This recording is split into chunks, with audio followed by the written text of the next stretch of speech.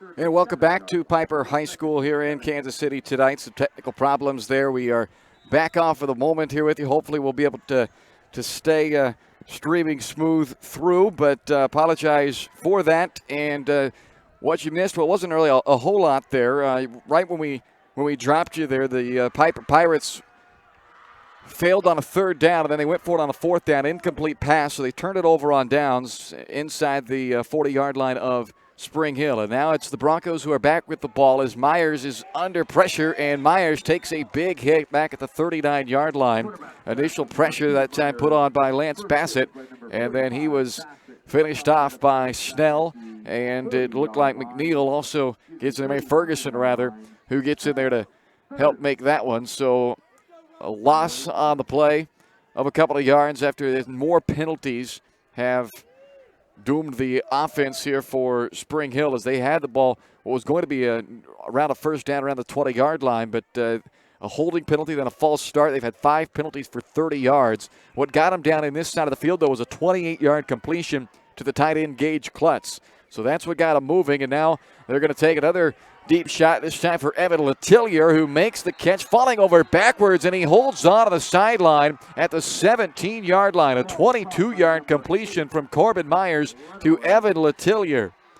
Great catch along the sideline by Letellier. That 22-yard grab for Evan nearly equaled the amount of receiving yards he had all season coming into tonight.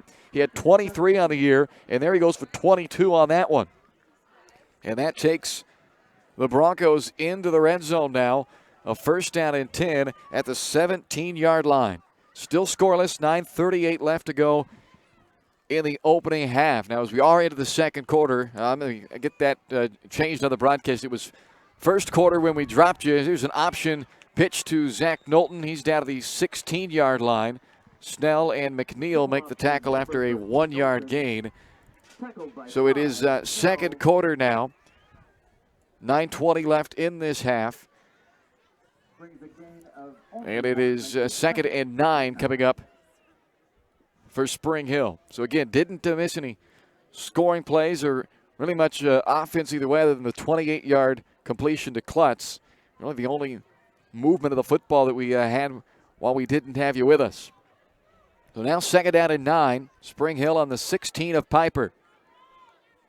Myers out of the shotgun, hands off to Dylan Lazenby. Patient run by the sophomore back as he works his way down near the 10-yard line. They'll mark it at the 11. Another tackle by Bassett. And they're going to mark it officially at, looks like, the 12-yard line. So a 4-yard run by Lazenby, and it's a third down, 5 yards to go for Spring Hill. 8:20 and counting left, second quarter. Myers from the shotgun with Lazenby on his hip to the left. A bunch of receivers to the right side, and there was early movement on that bunch, it looked like. A false start. That's the 6th penalty against Spring Hill. This has been a team that has been very disciplined this year. Very few penalties all season long, and they've now had 4 false starts, a hold, and an illegal formation already in this one. So now it's third down and 10. Back at the 17-yard line.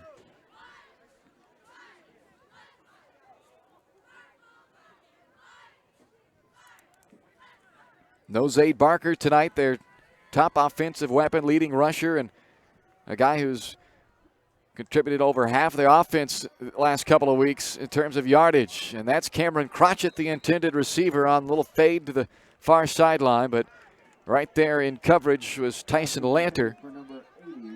And the pass falls incomplete in the end zone and brings up a fourth down, and that will also bring on Bear Gardner.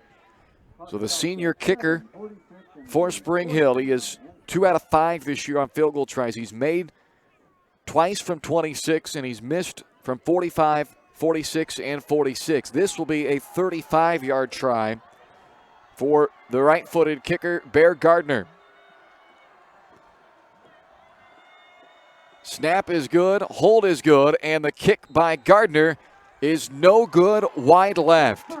It had plenty of distance, but it misses wide left, and they will give it back to Piper at the 20-yard line with 7:39 left, second quarter. still scoreless in this ball game, as both teams have now had the ball down there in scoring range, but neither able to come away with points. A failed fourth down from Piper when they had it down there, and now a missed field goal for Spring Hill.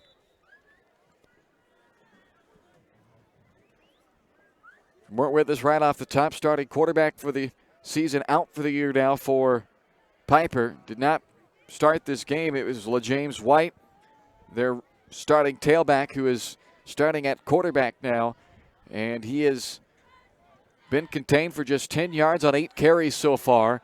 And that's White there on first down for a yard, maybe 2, before he's shoved backwards by the pile.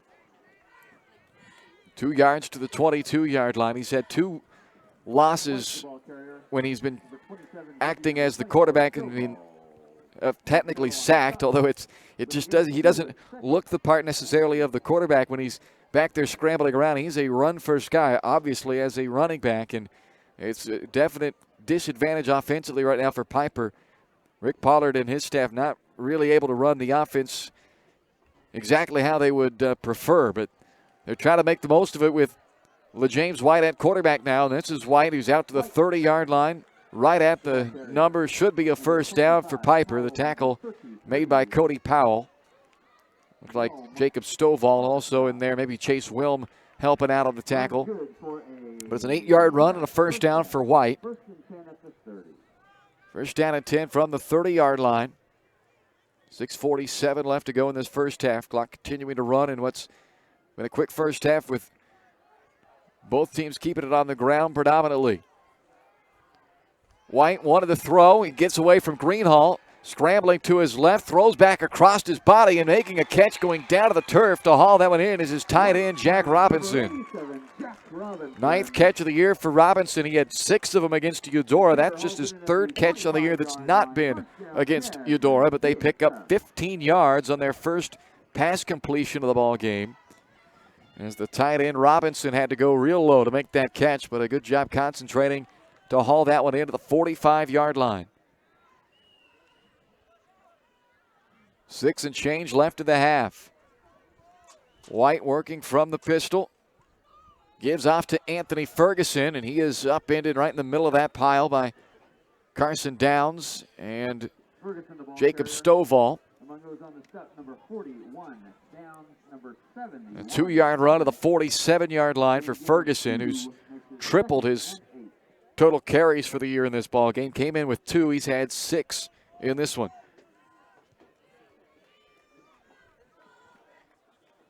It's Ferguson to the right of White, 2nd down and 8. With James White rolling out to his right, wanting to throw to the sideline, and incomplete. Running out of room was Blake Porter along the sideline with Dom Shearer right there locked onto him in coverage. So a 3rd down and 8 now for Piper. They have not converted a 3rd down. They've converted a 4th down in this game, but both offenses have stalled out once they've reached this point. 3rd downs. 0 for 5 for Piper, 0 for 3 for Spring Hill. 3rd down and 8. Ball on their own 47-yard line. White pulls it out of Ferguson's belly and keeps it himself as he tries to bounce off the tacklers at midfield, but can't do it. And he is stopped well short of the first down. It's a 3-yard run, but it'll bring up 4th down and 5. And it looks like the offense for the moment going to stay on there. White can punt a little bit as well. But for the moment, looking to the sideline for a play call on a 4th and 5 from midfield. Big play here. White rolling to his right. And will chuck it, tries to run for it, and he's got the first down as he slides out of bounds across the 45. Taken out by Dickey, but that is a first down run on a 4th and 5. LaJames White picks up 6 yards to move the chains for the Pirates. Mark at the 44-yard line of Spring Hill, or 43-yard line actually of Spring Hill, so it's a 7-yard run for the first down. Still no score with 4:46 left to play in the half. Piper's dropped 3 in a row. Spring Hill's dropped 4 in a row coming into this game.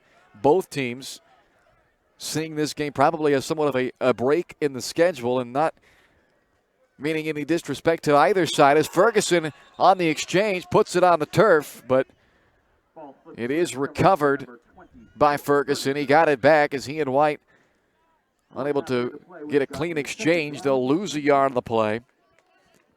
But both teams on that losing streak right now, and you look at what Spring Hill's faced the last 3 weeks: 6-0 Tonganoxie, 6-0 DeSoto, 6-0 Paola, and 4-2 Bonner the game before that. And for Piper, they've gone 6-0 Paola, 6-0 Tonganoxie, and 4-2 Lewisburg the last 3 weeks. So each of them looking at this as a chance to get right game, but it's been a feeling out first half. White goes opposite where that was supposed to go, then goes airborne as he's hit low by Lakin, and that is a dangerous play by James White to go up in the air. That's the new in thing. It's what everybody's doing, and I just hate to see that because you just put yourself in such a bad position to get hurt when you're up in the air getting hit like that. White able to hop right back up after that one as he takes it down to the 27-yard line. It's a 12-yard run and a 1st and 10 for Piper.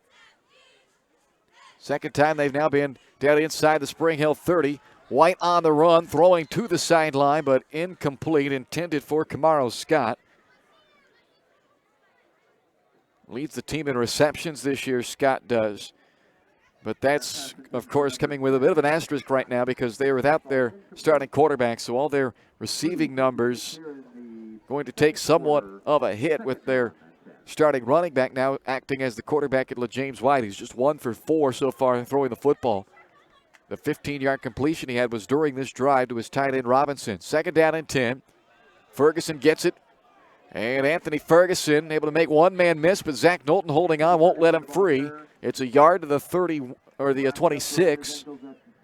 And it's 3rd down and 9 coming up for Piper. 0 for 5 on 3rd down so far. 3.5 minutes left to go in the first half. Again, not much of a kicking game to speak of for Piper, so they're once again down in 4-down territory from the 26-yard line of Spring Hill. 3rd down and 9.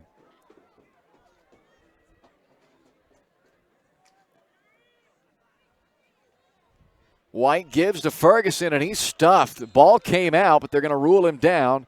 Dickey ended up on top of the football, but they rule Ferguson down at the 30 or 25-yard line. Just one more yard there, and now 4th down and 8. So a 4th and 8 with under 3 to go in the half from the 25-yard line of Spring Hill. And no question the offense will stay on to go for it here for Piper. They have converted 2 out of their 3 4th down tries so far in the game. White starts to his right, pulls up, throws for Robinson. The tight end makes the catch, and it is right at the 1st down marker. They're going to look across the way. They needed 8, and they're going to have to measure on this one. It's going to be close enough to warrant a measurement. 2nd catch of the game for Jack Robinson. But now the question is it enough for the 1st down? Chains are all the way across the field, so instead of trying to make a judgment call on it, they're going to bring those chains across with 2:36 left in the half. It's either going to be their 3rd, 4th down conversion of this first half or another turnover on downs inside the 30.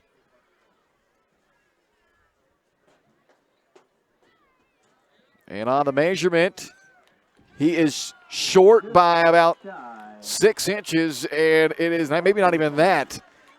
Just short, and it's a turnover on downs back to Spring Hill. So the defense just making the stop, and Spring Hill will get the football back with 2:36 to go in the half.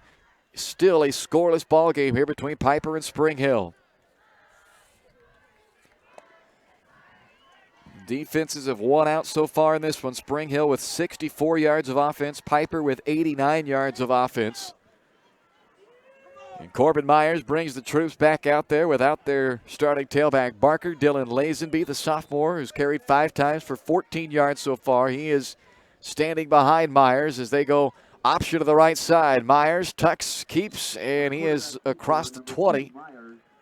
They're going to mark it right on the 20-yard line or so. So a short gain, 2-yard run for Corbin, and a 2nd and 8 now.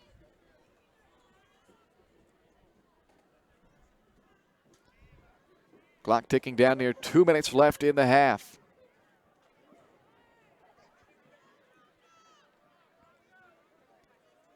Two receivers both ways for Myers out of the shotgun.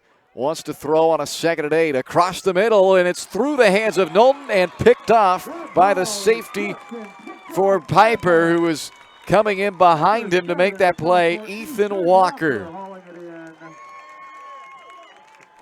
That ball went right through the midst of the Broncos' leading receiver, Zach Knowlton, and it leads to the interception, 2nd of the year, thrown by Myers, but that one certainly not on Myers, as that ball was right on his receiver, and it ends up in a turnover. 1:54 left in the half, and Piper takes over with great field position now following the game's first turnover. Still no score in this one, but the Pirates with momentum. Typically you'd see a spot like this, maybe a time to go for a big quick strike on the sudden change, but they don't have their quarterback, so this is a ground first team, and now a delay of game against Pipers. They took a long time getting things switched back around on the sudden change, and it's going to cost them 5 yards before the drive starts. So that will move it back to the 42 for a 1st and 15 with 1:54 left in the half.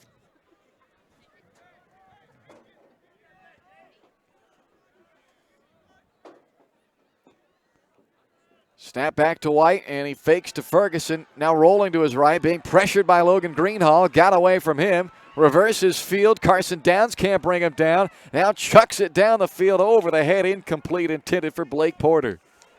You see the athleticism of the backfield there by LaJames White, the running back playing quarterback, and he certainly can make some time back there, but they are struggling getting the ball out to the receivers. Both of his completions has got to his tight end Robinson, just 2 of 6 throwing, and 42 yards on 13 carries for White so far. 1:40 left in the half, and it's 2nd down and 10 now at the 42. Direct snap to White, wants to run, this time a keeper all the way, and he's brought down to the backfield by Jacob Stovall at the 46-yard line, a 4-yard loss.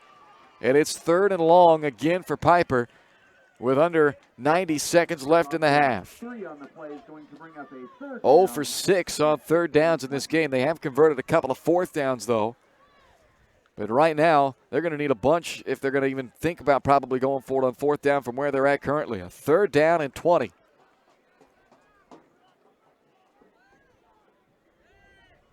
They get set with 10 on the play clock.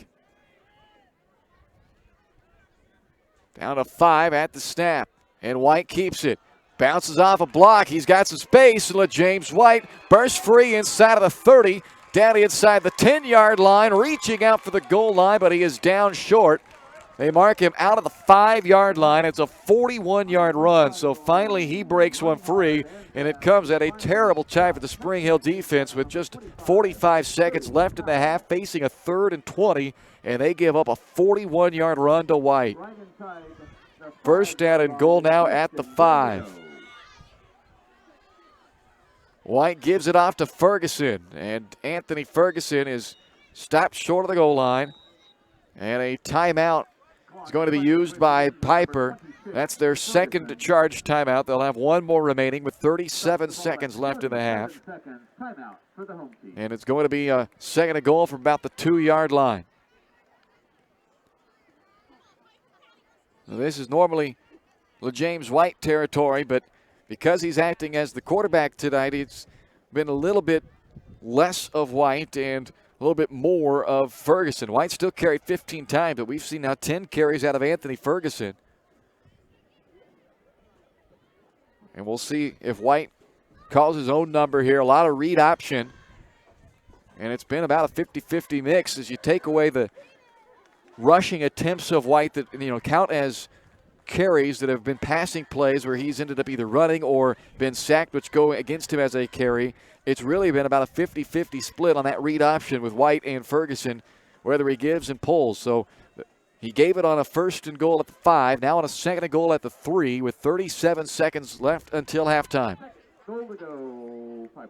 Spring Hill defense trying to step up and make a goal line stand to keep this game scoreless late in the half. White, straight keep this time. Patient to the right side, and he is stacked up short. They're going to mark it at the 1, so it's a 2-yard run for White, and it brings up a 3rd down and goal from the 1-yard line. Clock running with 23 seconds to go. They do have one timeout, but at this point for the 1-yard line, they aren't going to use it yet. Back to White again, and it's White breaking free and then reaching out for the touchdown. So White initially looked like they might make a stop on him, but he's able to get it in from 1 yard out, and his 7th rushing touchdown of the season puts the Pirates on the board with 8 seconds left to go in the half.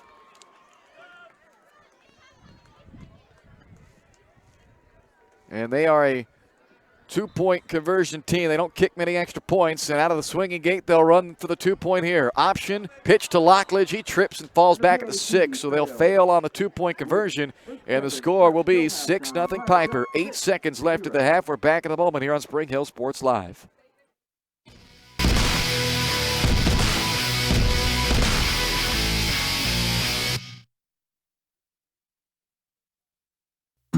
Prime Accounting Solutions in Spring Hill is here to help you and your business grow. From accounting services to tax planning, Prime Accounting is here to help you meet your goals and achieve your dreams. The accountants at Prime Accounting Solutions stay up to date on the latest news and information, ensuring the best options, services, and returns for you. Give Prime Accounting Solutions a call at 913-592-2050. Visit them at 408 North Webster in Spring Hill or go online to primeaccounting.net. This is Bronco football on Spring Hill Sports Live. 6-0 Piper Pirates on top of the Spring Hill Broncos with 8 seconds left to play in the first half. On a 3rd and 20, James White broke a 41-yard run down to the 5-yard line, and that set up the game's only point so far on a 1-yard touchdown run by James White. Squib kick down the middle of the field by Lockledge, and it is scooped up at the 25-yard line for Spring Hill. Back to the 40, and the clock will have 1 second. 1 second runs off as well, and that's going to end the first half. So through one half of football, it's 6-0 Piper on top of the Spring Hill Broncos here in KCK today. Coming up next, the Leah Smith Agency Farmers Insurance halftime show on your home for the Broncos, Spring Hill Sports Live.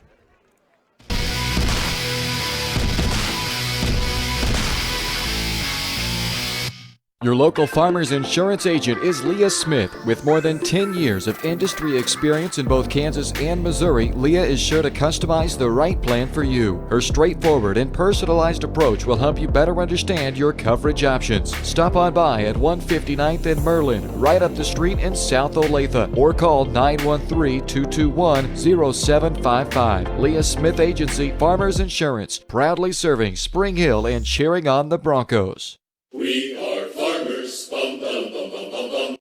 Shop local and save at Price Chopper, your hometown grocery store in Spring Hill. Price Chopper has great everyday deals throughout the store. Enjoy hand-cut steaks from the meat department, the freshest fruits and vegetables from the produce aisle, and savor the flavors from the bakery. Check out their weekly ad to get the best deals on what you need, from apples to aspirin, Cool Whip to Cool Crisp lettuce. Plus, the Spring Hill Price Chopper is now your home for Dunkin' Donuts. Locally owned and operated, Price Chopper in Spring Hill. Open daily 6 a.m. to 10 p.m. Open, flexible, and dedicated to our clients with impeccable customer support. That's why you choose Tri-Century Bank. Have your bank right in your hands with mobile banking, and manage your money from the comfort of your home with convenient online banking. Tri-Century is ideal for your business with competitive rates on loans and credit cards to help meet your goals. For 125 years, Tri-Century Bank has been serving Spring Hill. To learn more, join them for one of their monthly coffees. See upcoming events at tricentury.bank. This is Bronco football on Spring Hill Sports Live. Defensive battle at the half as I welcome you to the Leah Smith Agency Farmers Insurance halftime show here on Spring Hill Sports Live. A 6-0 lead for the Kansas City Piper Pirates on top of the Spring Hill Broncos. And the game's lone touchdown came right in the final seconds of the first half with 9 seconds left in the half. A 1-yard touchdown run by James White for the Piper Pirates. gave them their 6-0 lead after they failed on the 2-point conversion try. So again, welcome into the Leah Smith Agency Farmers Insurance Halftime Show. Leah has over 10 years of industry experience in both Kansas and Missouri. And to learn more, you call 913-221-0755. Just up the street at 159th and Merlin, it's Leah Smith Agency Farmers Insurance, proudly serving Spring Hill and cheering on the Broncos. Didn't know that we would see just 6 first-half points, but once you found out that this game was going to be featuring 2 offenses without key contributors, it makes more sense. As we look now at our Eye on the Game, brought to you by White Cell Optometry Vision Source. Keep an eye on your child's screen time. If they're experiencing eye strain or headaches, it might be a good time for an exam. Make an appointment with White Cell Optometry Vision Source by calling 913-592-2020. And be sure to ask about the 2020 rule. So we were afraid coming into this game that Spring Hill would be without Zade Barker, their starting tailback. It was a game-time decision. Talking with Coach earlier this week, they're just going to continue to see day by day how Zade felt. If you remember back to last week, late in that game against Tonganoxie in the fourth quarter, Barker suffered an injury and had to come out of that ball game. And unfortunately, it was enough to keep him out as well for at least this ball game. So the decision was made. He could not get up to go for in this one. So we knew that that was going to put a bit of a handicap on this offense for the Broncos without their top offensive weapon in Zade Barker, who's leading the team this year in rushing with 598 yards and 8 touchdowns. He has been the biggest factor offensively for them this season, so we knew that was going to affect them. What we didn't know, though, is that Piper was going to be without their starting quarterback in this game. Carson Schoeneman, the sophomore, broke a leg, and he is out after last week's game. So what does that change for them? Well, that means LaJames White, their starting tailback, is the quarterback. He's still very effective at that position, but it does change things a little bit, and certainly it limits their passing attack, which wasn't necessarily great to begin with, but it was much more effective than what it is when you lose your starting quarterback. They were only completing 41% of their passes coming into this game, but they were still had passed for 641 yards through 6 games, so you can do some quick math there, a little over 100 yards per game for this offense through the air. Well, that's going to change with White at quarterback. He does have a 25-yard touchdown pass this season, but only 2 of 6 in the first half throwing the football in this one, and they are very reliant on the running game, and already a run-heavy team, certainly more so now without their quarterback. So that's been the biggest thing as far as the eye on this game, is both teams missing a dynamic playmaker on the offensive side. And because of that, it took all the way until the final seconds before this game got any points. So 1-yard touchdown run by LaJames White. But really, it wasn't the 1-yard run by White that was the pivotal play on that possession. It was the 41-yard run by White that happened on a 3rd and 20. Neither of these teams are converting third downs well. Spring Hill 0 for 4, and for Piper, they're just 1 for 8. But that one was a 41-yard run on a 3rd and 20 that took it from the 45-yard line or the 46-yard line all the way down to the 5-yard line, which then ultimately set up that touchdown, which took all the way till 3rd down to get, but they did get the 1-yard touchdown run. So that was a huge play, and of course that came on the heels of another big play from the first half, which was the game's lone turnover, an interception thrown that was obviously credited to the quarterback, Corbin Myers, but a pass that was dropped by his receiver, which led to the interception. That was what set up then that scoring drive for the Piper Pirates. So that's the first half recap for the White Cell Optometry Vision Source Eye on the Game. It is 6-0 right now at halftime. Piper leading Spring Hill. We'll take a timeout, come back with more here on the Leah Smith Agency Farmers Insurance Halftime Show and run down all the first half stats for you. You're watching Bronco football on Spring Hill Sports Live.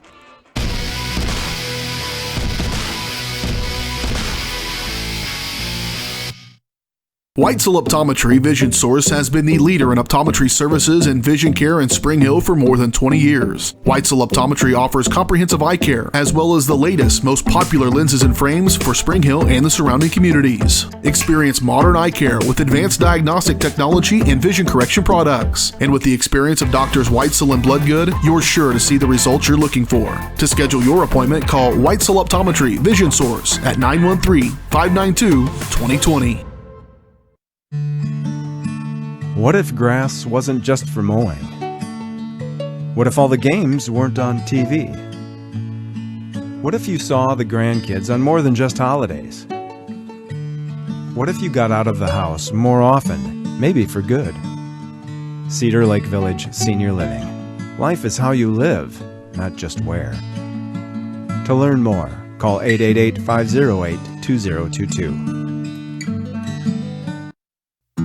Prime Accounting Solutions in Spring Hill is here to help you and your business grow. From accounting services to tax planning, Prime Accounting is here to help you meet your goals and achieve your dreams. The accountants at Prime Accounting Solutions stay up to date on the latest news and information, ensuring the best options, services, and returns for you. Give Prime Accounting Solutions a call at 913-592-2050. Visit them at 408 North Webster in Spring Hill or go online to primeaccounting.net.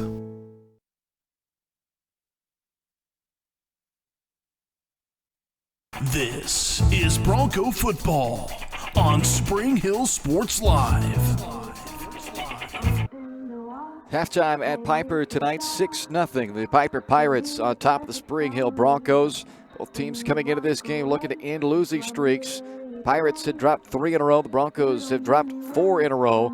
And a very competitive first half, a little feeling out of each other in that first half. And eventually, Piper broke free after forcing a turnover, getting a big 41-yard run from LeJames White. And then 3 plays later, capped it off with a 1-yard touchdown run. 6-0 our score here at halftime as we take a look at our first half numbers. Just 66 yards of offense for Spring Hill, 48 through the air, and only 18 on the ground. And again, they're without Zayd Barker, their leading rusher this season and biggest offensive weapon. So that's a big reason why you see only 18 yards there on the ground in the first half for the Broncos. Meanwhile, for the Pirates of Piper High School, they had 131 yards in the first half with 108 coming on the ground and just 23 through the air. And like Spring Hill, they too missing a big weapon as their starting quarterback out for the season, so not playing tonight. And again, part of the reason only 23 there in the passing stats column for Piper. So the two teams combined for just 197 yards in the first half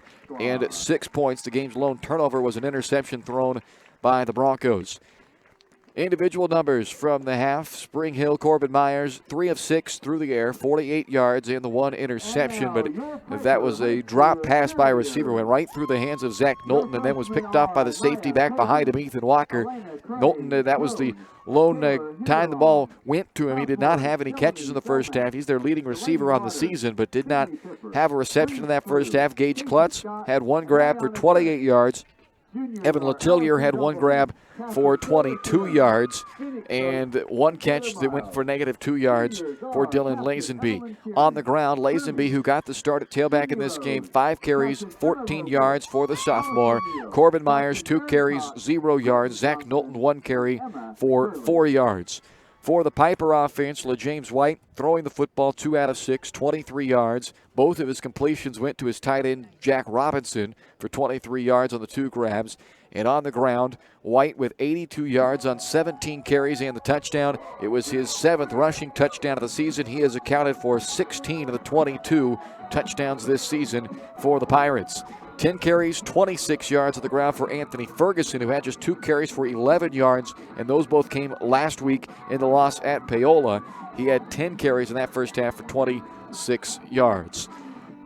6-0 our halftime score. The Piper Pirates with the lead on top of the Spring Hill Broncos in this one. The Broncos have not lost 5 games in a row since the first 5 games of the 2010 season, so they're going to have to try to come back out of a small hole here, just down 6 at halftime, but they're going to want to try to avoid that 5th straight loss. The Pirates, they last lost 4 in a row last season when they were handed that 4th straight loss at the time by the Spring Hill Broncos. That was a 24-22 winner last year for Spring Hill. This game has the feeling like it's going to be much of the same, and I talk about close there. They had a 2-point decision last year, won by Spring Hill, and this one very well may be decided by the waning moments of this game. Is the first half, if it was any indication, these two teams are going to go punch for punch, and really it was 2 plays, a turnover and a broken 41-yard play on a 3rd down, really the difference maker in that first half, and what was otherwise just a back-and-forth defensive battle for Piper and Spring Hill. 6-0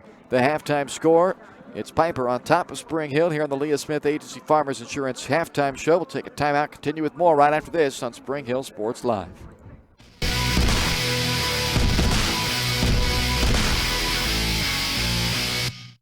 Are you looking for a trusted heating or air conditioning contractor in the Spring Hill area? Look no further than Comfort Designs. Comfort Designs Heating and Air Conditioning has 100% NATE certified technicians who are friendly, knowledgeable, and ready to help. They'll care for your home and complete the job with speed and precision. Locally owned and operated for more than 20 years, Comfort Designs, Spring Hill's heating and air conditioning company. See all they have to offer at comfortdesigns.net or schedule your appointment at 913-592-4453.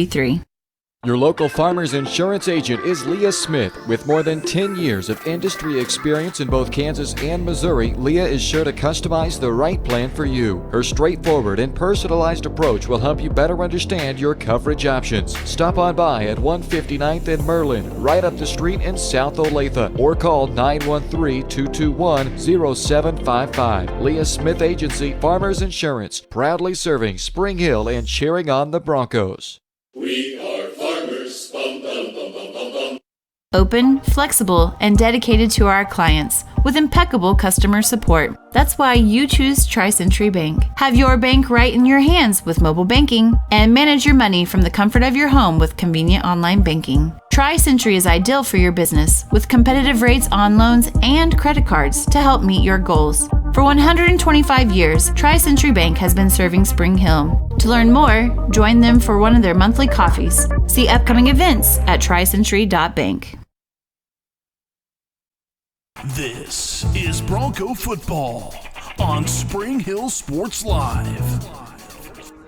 Halftime at Piper High School tonight, 6-0. The Piper Pirates lead the Spring Hill Broncos. We take a look at a few other scores here on this high school week 7 of Friday Night Lights. And Lewisburg, last saw them in the second quarter. They were up big on Ottawa, 35-0. Lewisburg, after starting 0-2, they are on their way to a 5th consecutive win. Tonganoxie, no surprise here. They're going to remain unbeaten tonight. They are 6-0 on the year right now, 5-0 in the Frontier League. They lead second quarter score over Baldwin, 34-0. So they're well on their way to a 7-0 start. Same can probably be said for Paola. They don't have quite as big of a lead, but they are still up big on Eudora in the second quarter, 28-3. Paola on top of Eudora in that game. So it looks like the two unbeaten Frontier League teams are going to stay that way. Lewisburg, they are currently third in the league right now, and they look like they are fourth in the league with Bonner at 4-2. But Bonner not playing a league game tonight. They are playing Leavenworth this evening in a non-league game, and Bonner Springs is leading that ball game at last check. Let me see if I can find that score again for you. It was 21-14 in the second quarter, but that's, of course, a non-league game, so they're going to remain 4-2 in league play following tonight, regardless of that result. Lewisburg looks like they're well on their way to a 4-2 league mark after tonight, so they'll be tied with Bonner in third place in the league, but still 2 games back of what's going to be a battle for the league title between Paola and Tonganoxie. But the thing is, they don't play each other this year because of how the league schedule is. That's one of the matchups that they don't actually play a head-to-head, so it looks like a possible split title this year between Tonganoxie and Paola, as they are both looking like they're going to run the table in the Frontier League play this season. But this game between Piper and Spring Hill, they are one game apart in the standings. Piper at 3-3, Spring Hill at 2-4, and it's a tight one with a 6-0 Piper lead here at halftime. A few other scores of interest, perhaps, as we look at that playoff picture. Spring Hill trying to chase down, well, they're tied with Eudora right now, so we'll get some help with Eudora looking like they're going to fall to Paola. But, of course, that all is hanging on the balance of if Spring Hill can come back and win this game or not. Otherwise, obviously, they don't gain any ground there. Atchison, who's also 2-4, same as Spring Hill, playing against Baser Linwood tonight.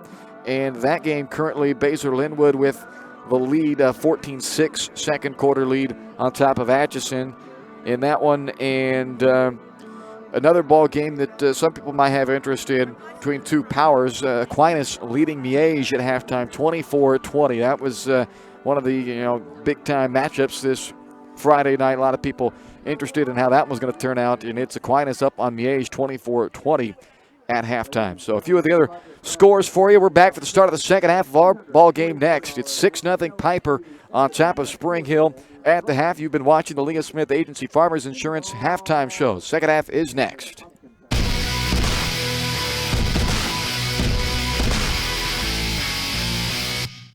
Shop local and save at Price Chopper, your hometown grocery store in Spring Hill. Price Chopper has great everyday deals throughout the store. Enjoy hand-cut steaks from the meat department, the freshest fruits and vegetables from the produce aisle, and savor the flavors from the bakery. Check out their weekly ad to get the best deals on what you need, from apples to aspirin, Cool Whip to cool crisp lettuce. Plus, the Spring Hill Price Chopper is now your home for Dunkin' Donuts. Locally owned and operated, Price Chopper in Spring Hill. Open daily 6 a.m. to 10 p.m.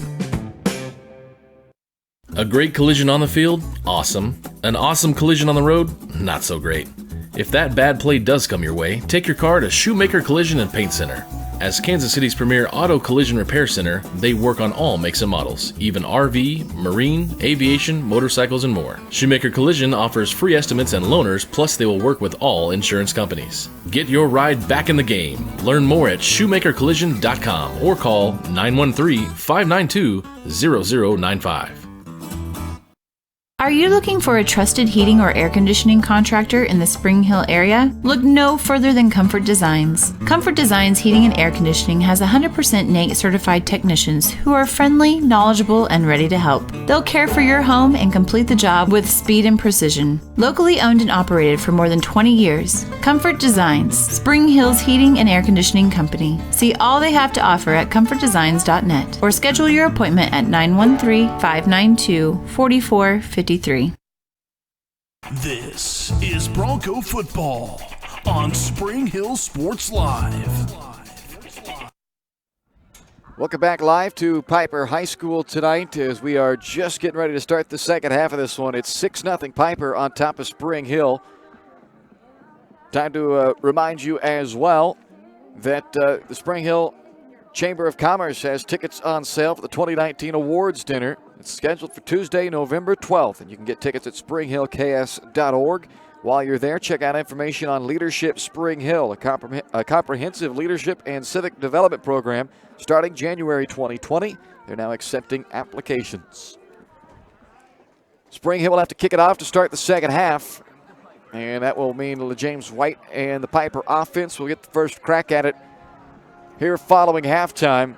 But both defenses stronger in the first half than the counterparts, but it was a turnover forced by the Piper defense and a big 41-yard run by James White that set him up for the game's only points, which came with 9 seconds left in the first half. 6-0 Piper, and Bear Gardner has it teed up to get the second half underway as Spring Hill will kick it off to White and Snell, and it's going to be Snell as they're going to keep it away from White, who has 2 kick return touchdowns this season.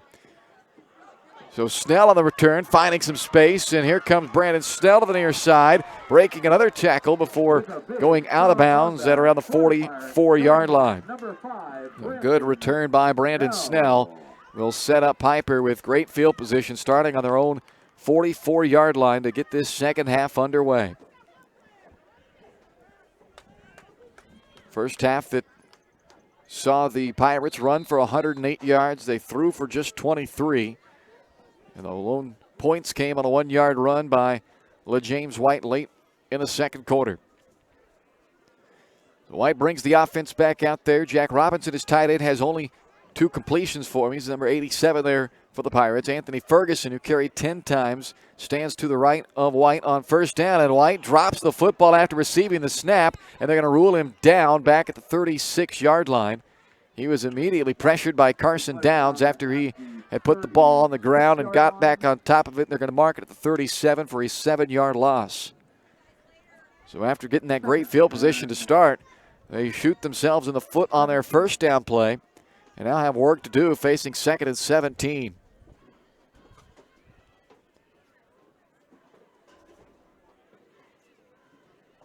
Good snap back to White, who hands to Ferguson, and he breaks through the defensive line of Spring Hill before Anthony Lakin makes the tackle at the 47 of the Broncos. A yard short of a first down, but a 16-yard run by Anthony Ferguson. Quickly to the line of scrimmage come the Pirates. They need a yard on third down. They'll go back to Ferguson, tripped up in the backfield, and I think he's just short. So Jacob Stovall came flying in to trip Ferguson up for a no gain. and it's now 4th down, less than a yard to go. They converted 2 out of 4 4th down tries in the first half, and there's no question here Rick Pollard going to keep his offense on the field and go forward on a 4th down, less than a yard.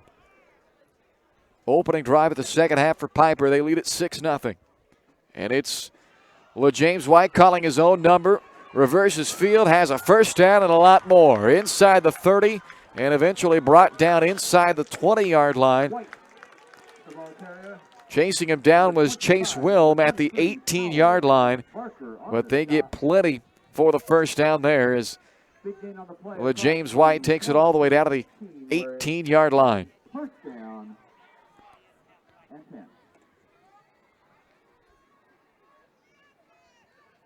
After the 26-yard run, it's first down and 10. Handoff to Ferguson, trying to stretch it out. Flag comes in, and Ferguson is eventually corralled at the 20. He lost a yard, maybe 2 on the play, but there were a couple of penalty flags thrown. And it's a holding penalty called against Piper. So you're looking at 2nd and 12 or 1st and 20, and they're going to go ahead and accept the penalty and push the Pirates back.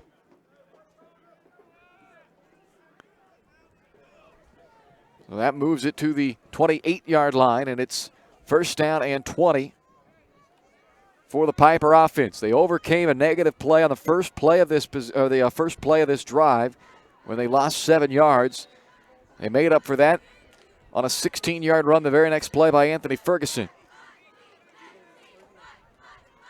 This time after the penalty pushes him back, White keeps it himself, but nowhere to go. Greenhall made him bounce, and then Wyatt Dickey wrapped him up with Chase Wilm and Aaron Dominic coming out to help him. And it's a loss of a yard to the 29-yard line. So 2nd down and 21 coming up for Piper. Opening drive of the second half of the Pirates. Looking for back-to-back scores after they scored 9 seconds left in the second quarter and now get the ball first in the third quarter. White on the keep, and it's Carson Downs who chases him down and drags him down. Carson with a good play from behind on White. No gain on the play, and it is 3rd down and 21 for Piper at the 29-yard line of Spring Hill.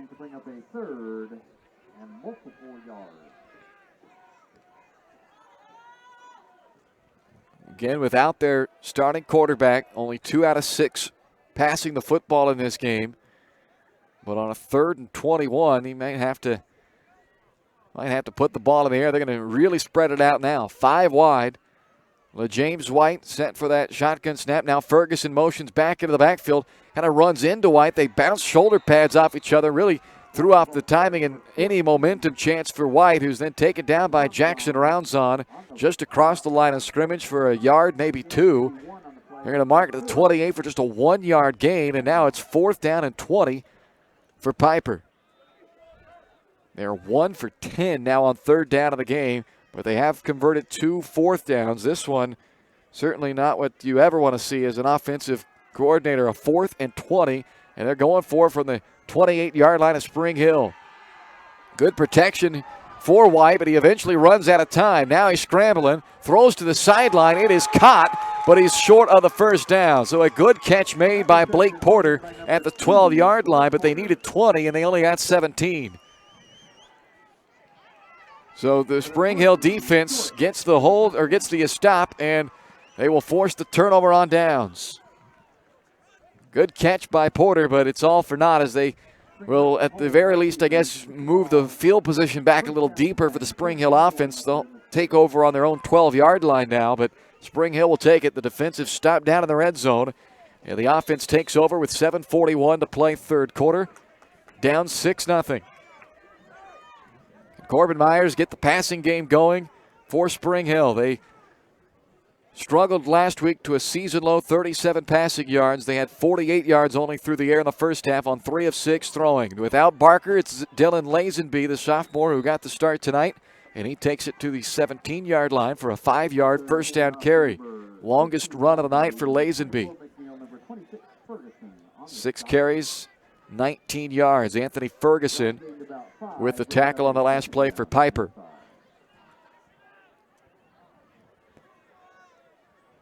Second down and 5 for Spring Hill. Deep in their own territory after the turnover on downs. Read option, Myers gives to Lazenby.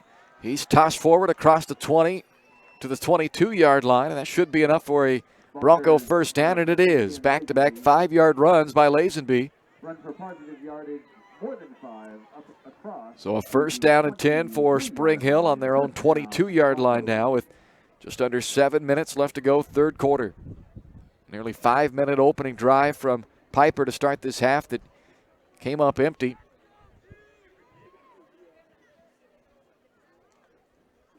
Now Spring Hill, who had just 66 yards of total offense in the first half, trying to go a long field that started on their own 12-yard line. Jet sweep for Knowlton.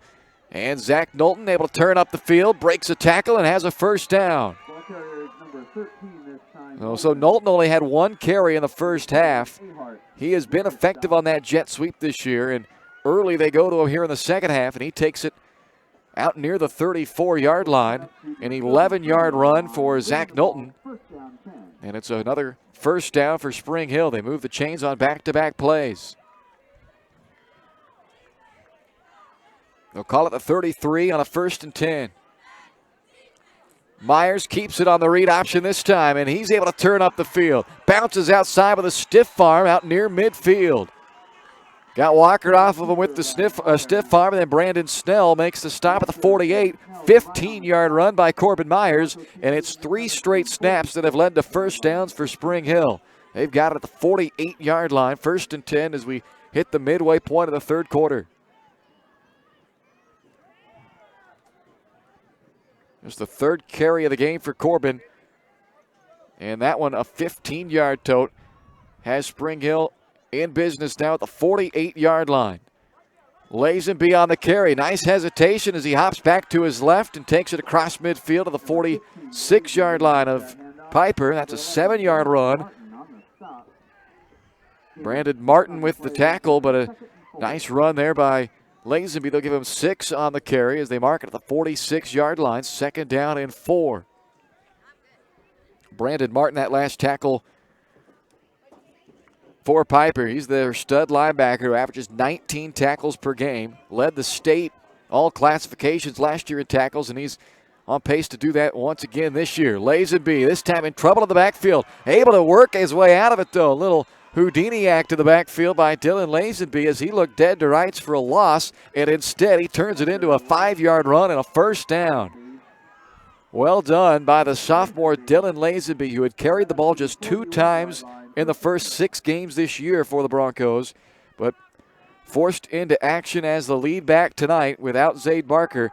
And Lazenby now 9 carries for 35 yards, but here in the second half he's carried it 4 times for 5, 5, 6, and 5. So he is really getting it going to start this second half behind that senior-laden offensive line with Watkins, Dominic, and George, the seniors, and the juniors Thompson and Gardner doing a great job on this opening possession of the second half. It's Lazenby again with Darius McNeil making the stop at the 39-yard line. 3-yard run for Lazenby.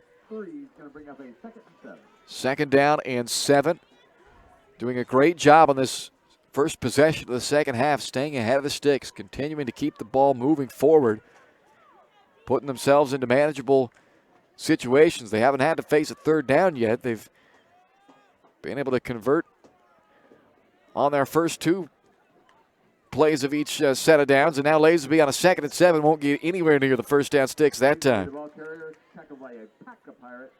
Jack Robinson and Lance Bassett stuffed that run for maybe a yard on the forward progress down to the 38. So 3rd down and 6. They were 0 for 4 in the first half on 3rd downs. This is a big one now. Not into field goal range yet. Possibly it's 4-down territory, but that decision will be made either harder or easier depending on what happens here on a 3rd and 6. Myers to throw into tight coverage. He hooks up with Letellier, who tight ropes the sideline, stays on his feet, and he's in for the touchdown. 38 yards from Myers to Letellier, who did some great footwork along the sideline, bounced off a couple of hits, and takes it in for his first receiving touchdown of the year.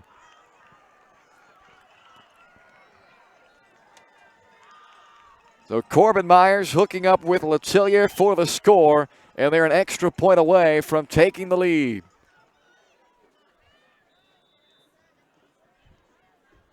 Bear Gardner, 13 out of 13 this year on extra points.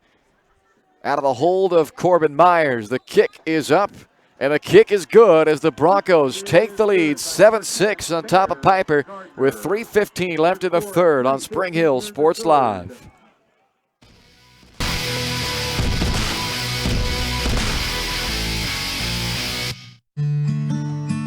What if grass wasn't just for mowing? What if all the games weren't on TV? What if you saw the grandkids on more than just holidays? What if you got out of the house more often, maybe for good? Cedar Lake Village Senior Living. Life is how you live, not just where. To learn more, call 888-508-2022. This is Bronco football on Spring Hill Sports Live. Well, the Broncos on the board with 3:15 left to play in the third quarter as Corbin Myers hooks up with Evan Letellier for a 43-yard touchdown. And the Broncos, after the defense was on the field for almost 5 minutes to start the second half, and it looked like for a moment that Spring Hill, or rather that Piper was going to go down and add to their 6-0 lead, but a stop down in the red zone by the Bronco defense, something they've done time and time again this year. Gave the ball to the offense. They had to go 88 yards, but they do it, and they cap it off with half of it coming on the final play.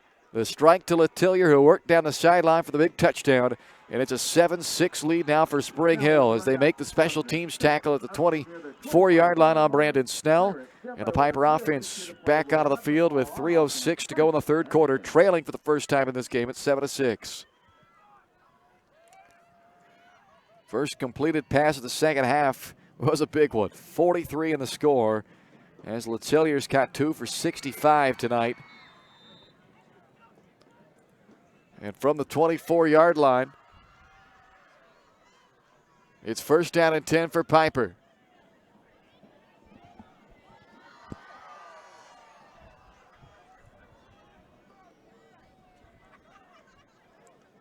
Snap back to LaJames White, gives off to Anthony Ferguson. Good burst through the hole by Ferguson out to the 34-yard line, and it looks like it's going to be enough for a first down. It is right at the marker. It's a 10-yard run by Ferguson, who's been very busy tonight with 13 carries and 52 yards on the ground.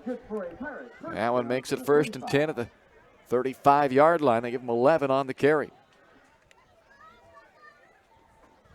Both teams have been predominantly on the ground in this one. The clock has just been churning and churning. First half took less than an hour to play, and here in the second half now down to 2.5 to go in the third quarter already. Handoff up the middle to James White as this time they went with a little different look offensively, and it works out well for the Pirates as White bursts all the way down the sideline, hesitates, cuts it back, and he's taken down at the 13-yard line. So they bring in Logan Laddish for the first time of the game as the quarterback, and that puts White back into more of a traditional running back role, and boy, did that pay off. He gets 53 yards on the carry all the way down to the 12-yard line. First down and 10 in the red zone. Laddish stays in there at quarterback. White to his right, and it's LaJames on the carry. Not much there that time. A yard for White. Downs on the tackle. White, the ball carrier. Taken down by number 41. Down. Gain of about 1 on the So play. a second down and 9 coming up at the 11-yard line.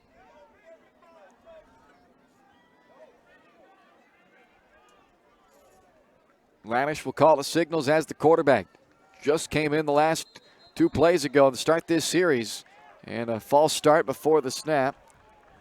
Both teams have had some trouble with penalties, although Spring Hill's cleaned theirs up. They haven't had one yet in this second half. They had 6 penalties called against the Broncos in the first half. That's now 6 penalties against the Pirates. And it'll make it 2nd down and 15 for Piper with 1:40 left to go in the third quarter. The Pirates trailing for the first time at 7-6. Laddish this time from the pistol with White a couple of yards behind him. And the ball put on the turf. They botched the exchange that time between Laddish and White, but he's able to get back on top of it. White does at the 19-yard line. So they lose 2 on the play, and that's on the heels of the 5 yards they lost on the penalty, and it goes from a 2nd and 9 at the 11 all the way back to a 3rd down and about 16 now from the 19-yard line.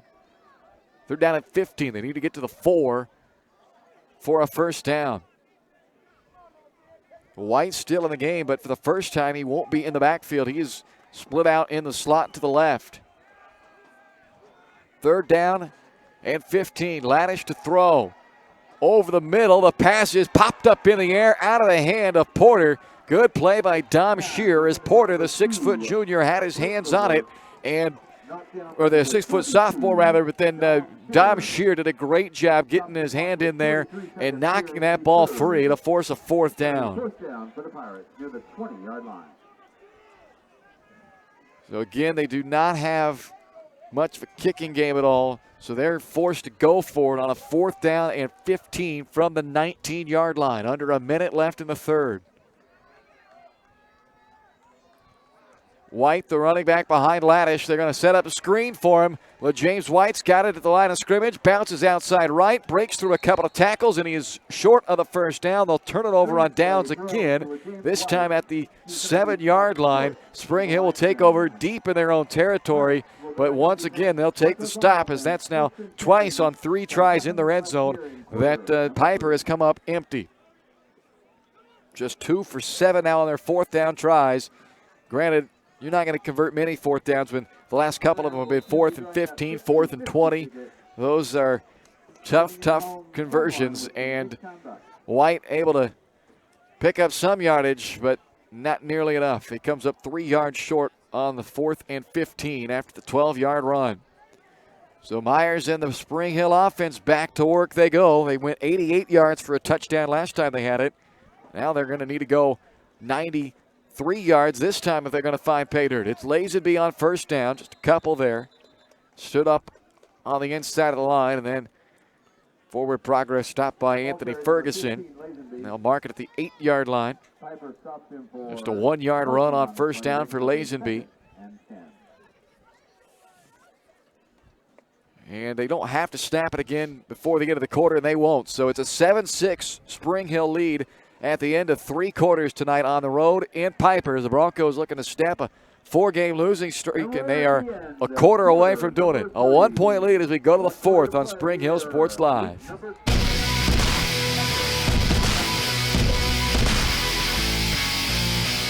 Elliott Insurance Group is a proud supporter of Spring Hill and USD 230. At Elliott Insurance Group, we work, live, and shop in our local communities, serving Miami and Johnson counties for more than 45 years. Elliott Insurance Group understands your needs. As an independent insurance agency, Elliott Insurance Group works with numerous carriers to find the coverage that best fits your needs. In Spring Hill, call 913-592-5552 or visit elliottInsuranceGroup.com. Your home for Bronco Athletics is Spring Hill Sports Live. Our coverage of Bronco boys soccer begins this Thursday as the Broncos host the DeSoto Wildcats. It's Bronco soccer this Thursday right here on your home for Bronco Athletics, Spring Hill Sports Live.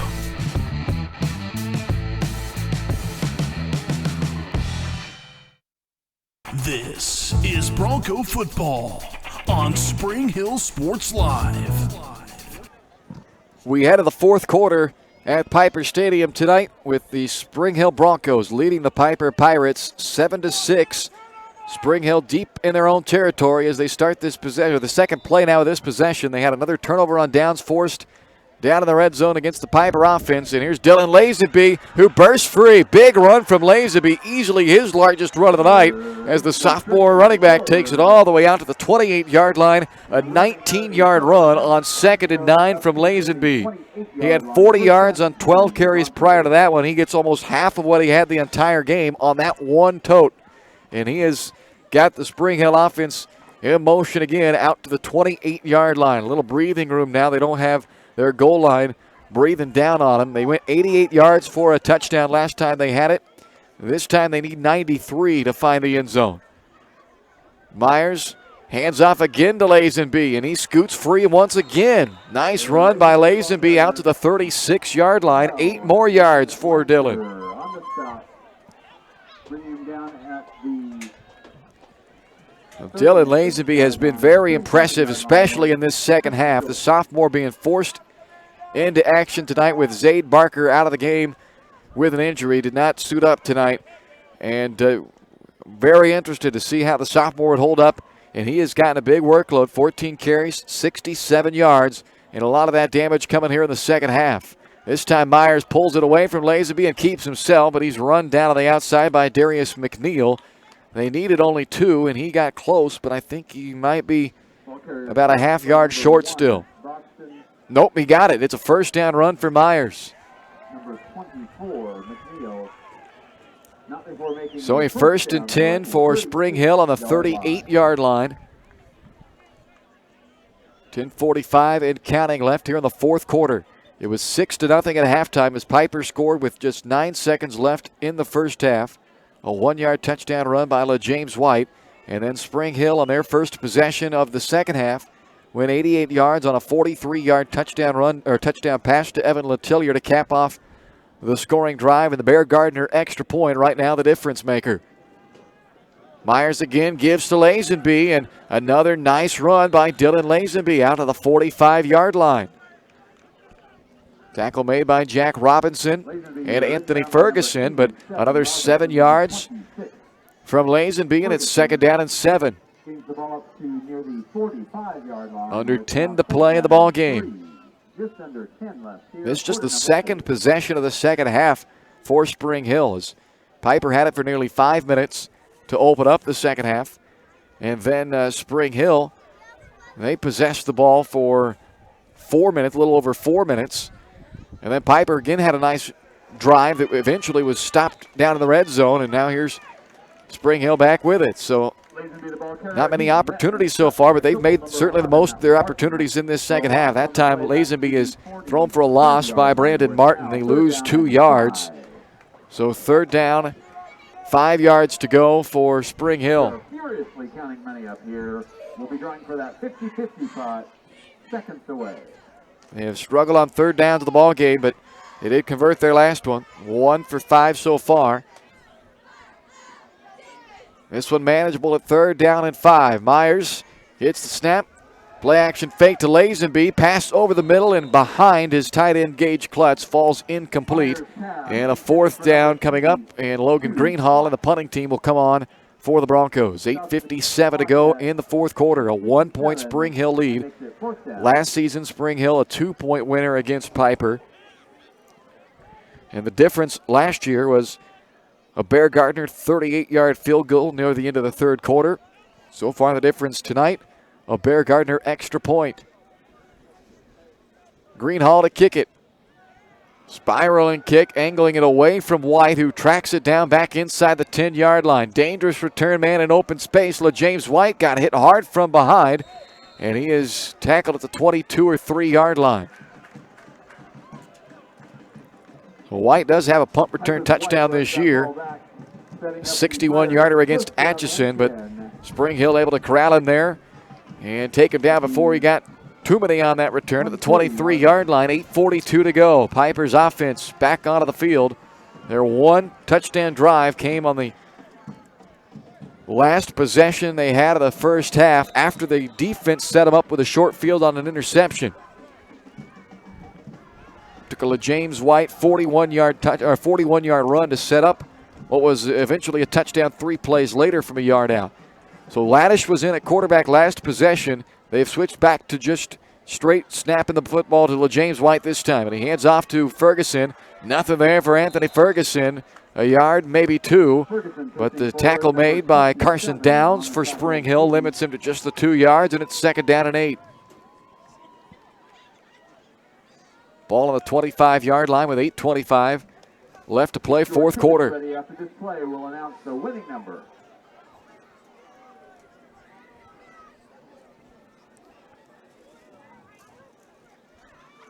White to keep it straight off left tackle this time. Now going to cut it all the way back across the field. Shear trying to chase him to the sideline, but he can't get to him. And eventually White out of bounds at the 40 where Chase Wilm runs him out. They'll mark it at the 39-yard line. A 14-yard run by LeJames White. 27 carries, 179 yards, and a touchdown tonight from White. And really, they have done a very good job, I think, against White, other than really 2 carries. He had a 41-yarder and a 53-yarder in this game. So that's 94 of his 179 on just 2 carries. This time, White wants to throw, and he's got his man just shy of midfield. He hooks up with Luke Hayes. Tackle made at the 48 by Lakin. It's the 4th catch of the year for Luke Hayes. It's going to be just short of a first down, 9-yard completion. So 2nd down and 1 yard to go. Clock underneath 8 in this fourth quarter. Piper trailing by a point. And they fumble again on the exchange from White and Ferguson, but LeJames White able to get back on top of it. They'll lose 2 yards, lose 1 yard only. They'll back to the 47-yard line, so that will bring up a 3rd down and 2. 1 for 11 in the game on 3rd down.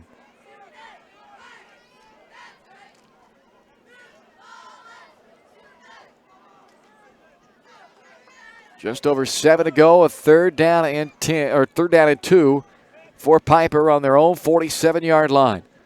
White working behind Ferguson, lowers the pad level, has the first down. He's eventually taken down to the turf at the 49-yard line by Cody Powell. But he's got a first down as he picks up 5 yards on a 3rd and 2. Clock underneath 7 and counting.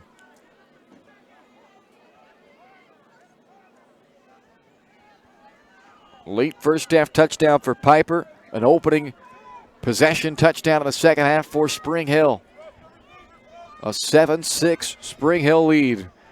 With 6.5 to go, they snap and give to Ferguson, and here goes Anthony Ferguson into the secondary, and he trips over his own feet at the 30-yard line. So Anthony Ferguson may have had a touchdown if the turf monster didn't get him after the 18-yard run.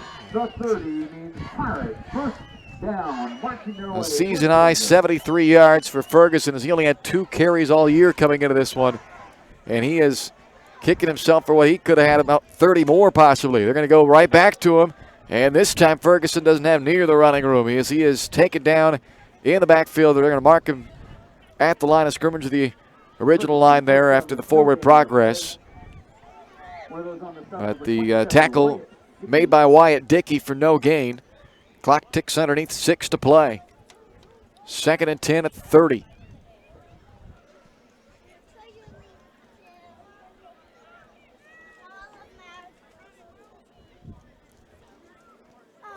White fakes this time to Ferguson and throws short, incomplete as it bounced up to Robinson, but that play was made by Jackson Roundson. The outside linebacker for Spring Hill played his responsibility, did not fall for that play fake to Ferguson. Had he crashed in and fell for that play fake, that would have left an open door out the outside or the backside for LeJames White, but Jackson Roundson played that perfectly and forced White to hurry the throw and threw it on a short hop to Robinson. Now 3rd and 10. White rolling to his right looking to throw. It's again Roundson with the pressure. Back to his left. Throws into the end zone. And Camaro Scott has it for a touchdown. But there is a flag on the play. So Scott hauls in what he thinks is a 30-yard touchdown. But the line judge who threw the penalty flag back at the line of scrimmage is called an illegal man downfield. A costly penalty against Piper. It wipes off a 30-yard touchdown pass. And that play took a long time to develop, and that's always the danger when a play takes that long, as the offensive linemen sometimes leak downfield a little bit, and that was the case there. 5-yard penalty, but it wipes off a 30-yard score. Now 3rd down and 15 from the 35-yard line.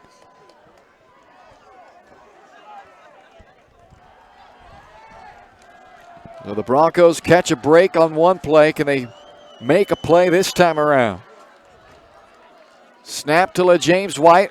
Again, starts by rolling right. Now wants to work back left. They're going to try the same thing for Kamaro Scott. Zach Knowlton picks it off, but another flag is thrown, and this one's probably going to be on Knowlton. But here goes Zach Knowlton the other way. He's going to take this one 95 yards back for a touchdown, but there was a penalty flag thrown in what was looking like a pass interference. There's actually a second penalty flag as well back behind the line of scrimmage where the ball was thrown. I didn't see whether that flag came in prior to the pass or on what was the return then by Knowlton on that interception return. So let's sort out the penalty flags here, but the first one was almost certainly going to be a pass interference against Knowlton.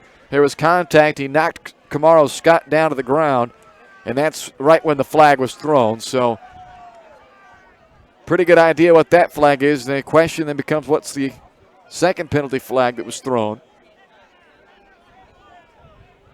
So here comes the call.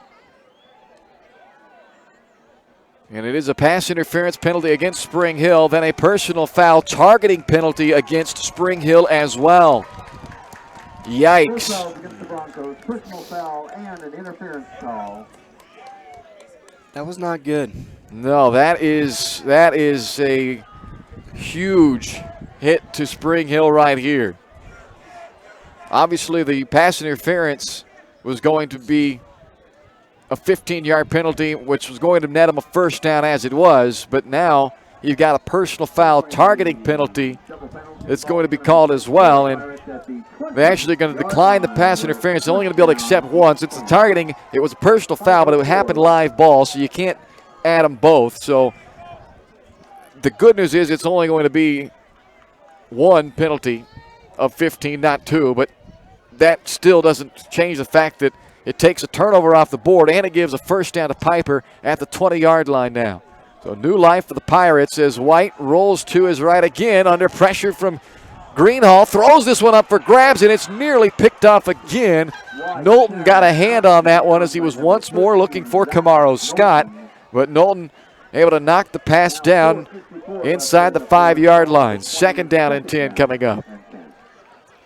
Boy, they're just throwing the ball up for grabs right now. And again, it's worth repeating. They don't have their starting quarterback. They haven't had him all game. And so White, normally a running back, having to play quarterback, passing not his strongest suit of his game, of course. And it's showing right now, and they need it, as another penalty flag is thrown in. White has all kinds of pressure on him, eventually throws to the far sideline for Scott, who bobbles it incomplete. But another penalty flag came flying in from the back judge. It's certainly been a penalty-filled game. 14 accepted penalties in this game, and there's been several others that have been declined. And this one is against Spring Hill. Or excuse me, against Piper. Apologize. Yeah, against Piper on this one.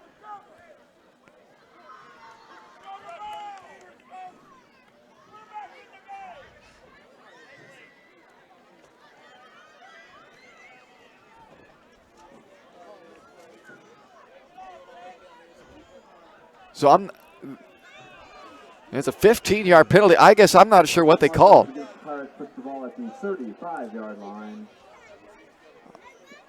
And now a timeout is going to be taken by Piper or Spring Hill. One official saying Spring Hill timeout, the other official saying Piper timeout.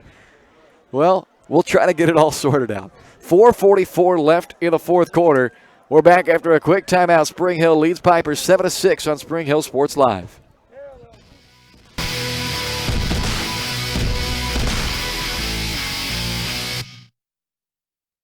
When it comes to protecting your family, home, and business, look to a local, community-minded agent. In Spring Hill, that's Allstate agent Libby Clark. With more than 15 years of industry experience, Libby and her team are committed to providing a customized family protection plan that fits your needs. A full-service agency, Libby Clark offers a broad range of insurance and financial services, building relationships with a focus on helping their neighbors. That's the Libby Clark Agency. Visit them on the southeast corner of 223rd and Harrison in Spring Hill.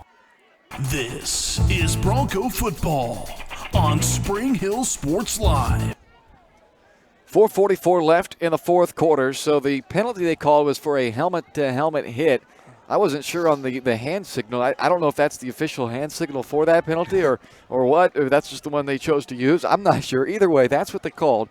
So it's a 15-yard penalty against Piper, and that moves it back to the 35-yard line for 2nd and 25 now with 4:44 to go. Spring Hill leading Piper 7-6 late fourth quarter.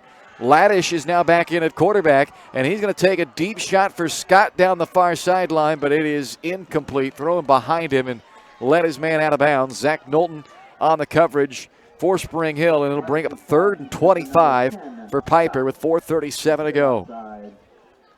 Makes 3rd down and 25. Neither team has been successful on 3rd downs in this game. Just 2 out of 13 for Piper. But they've got a long one now. 3rd and 25. On the post, the pass intended again for Kamaro Scott, and it goes off the hands instead of the defensive back, Zach Knowlton. 4th and 25. And this is a tough decision. I mean, ideally you'd say, well, you're down. There's only 4.5 to go, but it's 4th and 25 for crying out loud. The odds of converting that aren't very high. You almost got to think about just punting this ball and trying to pin Spring Hill deep and let your defense come up with a stop. But it looks like they're going to go for it on 4th and forever. Laddish to throw. He's under pressure from Wyatt Dickey. This has trouble written all over it for Piper as Laddish running all around in the backfield. Eventually throws, and it's off the hands of Jack Robinson. Even had he caught it, there's no way he was making up 25 yards. And it's an incomplete pass on a 4th and 25. They turn it over on downs for another time. That is now 7 times in this game they have turned it over on downs on a failed 4th down conversion try. So with 4:19 left to play, Spring Hill gets it back up 1, 7-6. The offense will possess it for just the 3rd time in the second half in this possession coming up. But thankfully, the Broncos made the most of the first possession they had in the half. They went 82 yards, or 88 yards for a touchdown.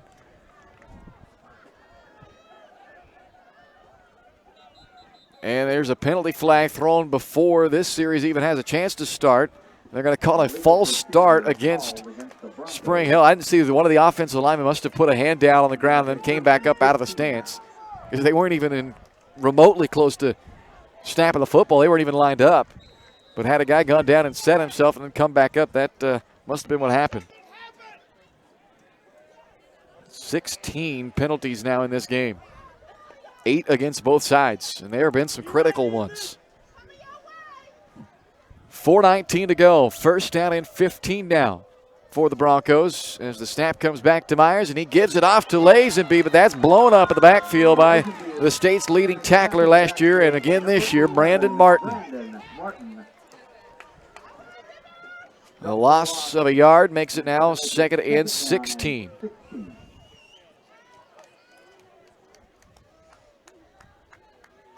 Clock will continue to run as it's under 4 and ticking. Spring Hill at this point, after the penalty put them behind the chains right away. You're tempted to want to throw, but at the same time, you want to see that clock just continue to run. So maybe a high percentage quick throw out to the flats, a screen pass or something perhaps. Knowlton goes in motion. They're going to go jet sweep to Zach Knowlton, but he is chased to the sideline and brought down in play, at least, by Darius McNeil. But Knowlton will lose another yard, and Piper going to take their 2nd timeout of the second half. So 3rd down and 17 coming up for Spring Hill out of the timeout as Piper has 1 timeout remaining. Spring Hill with 3 timeouts still left for the Broncos. But a third down and actually, no, they had it listed 3rd and 17. Now they're going to say 3rd and 22, so they lost 6 yards on the last play. And now you got that question here on a 3rd and 22. I would be surprised if they take a shot down the field with the situation, 3:27 to go. I would not be surprised, though, to see him run a screen or something quick out in the flats, try to get one of those extended running type plays to get the ball in the hands of a guy in space, try to make something happen, but a high percentage throw, because the last thing you want to do is stop the clock. They want to either force Piper to take their final timeout if Rick Pollard decides to do that, or at the very least, run another 40 seconds off the clock. So we'll see what Nick Madeline decides to do, offensive coordinator for Spring Hill. Myers, their senior quarterback, with a sophomore running back standing next to him, Dylan Lazenby. 3rd and 22. Knowlton goes in motion. Fake it to Knowlton. And now they will take a shot down the center of the field, and it's picked off. The interception comes from the safety, Tyson Lanter, but there was a flag thrown by the back judge. Little contact between Lazenby and the safety, and it was the other safety, Lanter, who came up with the interception. He was down as he caught it. But now let's see what the penalty flag is. This, even if it is pass interference, it won't be a first down, because there's no longer the automatic first down attached to it. It would be a 15-yard penalty. It would certainly make it a 3rd short, and that's what it is, a pass interference penalty against Piper. So it'll cost him 15, but again, it will not be a first down. They needed 22. It was a 3rd and 22, so it's still going to be 3rd down and 7. But now you've got a much more manageable situation for Spring Hill instead of 3rd and 22. So credit to Nick Madeline and the offense taking the shot. They were more aggressive on that 3rd down play than I thought they might be, but credit to them. They pull it off. They get the benefit of the penalty, and now they've got a chance on a 3rd and 7 to keep this drive going and really start to work on the clock. They got to get 7 here on 3rd down from the 38-yard line. Myers wants to throw. He'll take a shot for it all, but he underthrew Letillier and is broken up by Lanter. Letillier had a few steps behind Lanter there, and that ball that would have had a chance to go for not only a first down but a lot more. But the pass just slightly underthrown and allowed Lanter to break it up. It also stops the clock with 3:13 to go. So Logan Greenhall will punt it away. Piper's going to get it back with 1 timeout and 3 and some change to go in the ball game, trailing by a point at 7-6. Greenhall gets a good snap, a high punt, but not very deep. The punt will bounce the 31. It does take a Spring Hill bounce and will be downed by Dom Shear at the 25-yard line.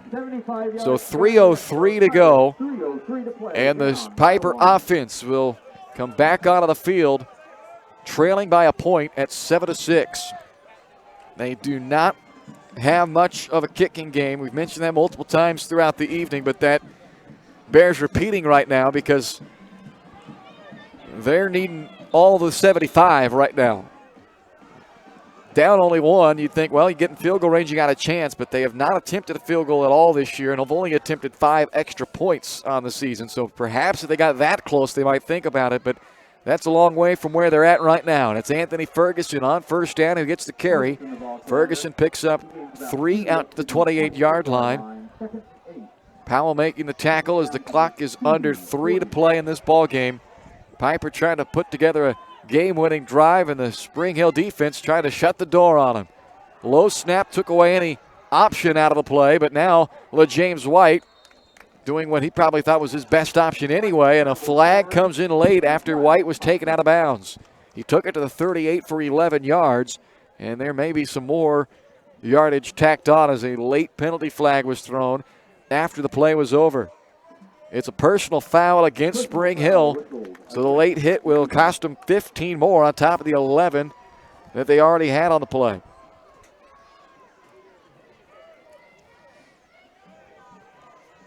That will take it across midfield to the 47-yard line of Spring Hill with 2:34 left to play. Clock will start on the snap after White took it out of bounds on the last carry. And now White, straight sweep to the right side. James White turning the corner inside the 40, and he is down the sideline and taken out by Powell at the 22-yard line is where they'll mark it. A 25-yard run for James White, who's up over 200 yards now in the ball game.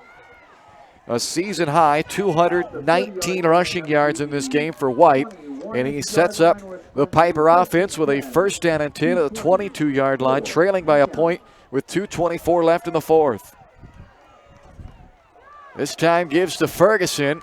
Aaron Dominic twisted him around backwards, and then he stood up at the 15 after a 7-yard run. Second down and 3 for Piper. Clock continues to run. Down near 2 minutes left in the fourth quarter. Second down and 3 from the 15-yard line. Clock underneath of 2 minutes now. Sweep left side for James White. Makes a couple of guys miss in the backfield. Goes right, left, finally picks his way down near the first down and has it at the 11-yard line. 4-yard run, and it's a first down and 10 for Piper from the 11 of Spring Hill with 1:46 to go. Clock will start once they get the chain set. There it goes. Piper down 1. Has it first and 10 at the 11. Handoff Ferguson. He's cut down by Chase Wilm just inside of the 10-yard line. A couple of yards there for Anthony Ferguson. Clock running with 1:24, and now if you're Spring Hill, you're going to have to start thinking about using some timeouts on the defensive side to preserve some clock for you if Piper indeed gets it in the end zone. White rolling to his right. He's under pressure by Jacob Stovall, throwing near the goal line for Camaro Scott, and it's low and incomplete with Zach Knowlton again in coverage. Third down and 8 from just inside the 10-yard line. 1:10 left to play in the fourth. They've got to get it to the 2-yard line for a first down. The ball is just inside of the 10, so they need a long 7 or a short 8, whichever way you want to look at it, on a third down with 70 seconds to go in the ball game. White rolling to his right, hit in the backfield and brought down for a sack by Cody Powell. Cody Powell comes flying in to sack White back at the 17-yard line. They lose 7 yards, and it forces the Pirates to take their final timeout with 1:02 left in the fourth. A fourth down and 15 coming up from the 17. Big play made by Cody Powell. His first sack of the year. Couldn't have come at a bigger moment. The question would be, are they going to kick the ball? Yeah.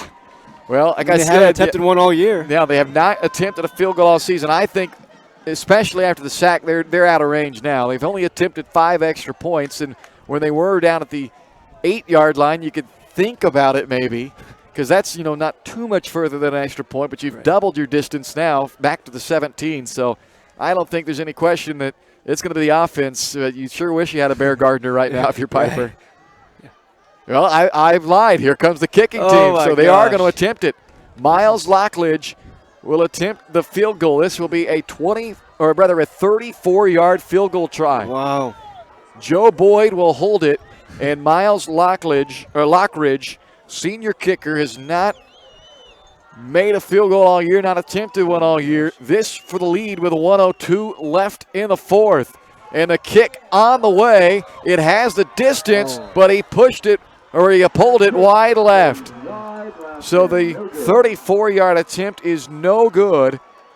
And with 57 seconds left in the ball game, Spring Hill takes over at the 20, and without the ability to stop the clock for Piper, this will take 2 kneel downs from Corbin Myers, and the Broncos are going to end their 4-game losing slide. That was huge. That was a big call from Rick Pollard and the Piper Pirates. Had it been 4th down and 8 from the 10, no question, I think they go for it. Yeah. But after that loss made it 4th and 15, that's just tough. You're not going to convert many 4th and 15s. And his hands were tied a little bit. He opted to go for the field goal try. The field goal was pulled wide left, and there's one kneel down from Corbin Myers. He'll have to do it one more time. And that is going to then end the ball game after one more kneel down. Well, maybe. They still haven't started the play clock. Now they will. And now the clock operator set the play clock down to 25. Now they've set it to 40 because they had some issues getting the play clock started. They wouldn't have had to technically snap it again. They do anyway, and they kneel on it one more time, and that's going to do it.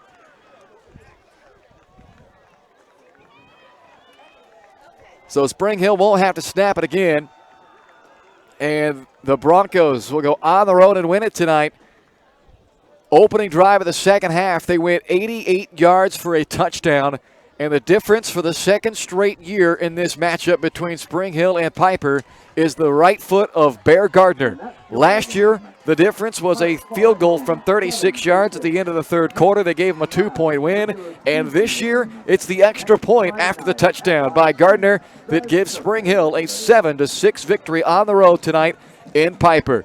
We're back to wrap things up for you on the post-game show brought to you by Shoemaker Collision and Paint Center. That's next. 7-6 your final. Spring Hill over Piper here on Spring Hill Sports Live.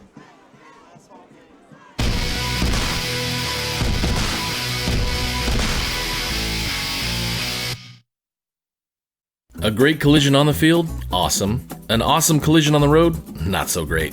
If that bad play does come your way, take your car to Shoemaker Collision and Paint Center.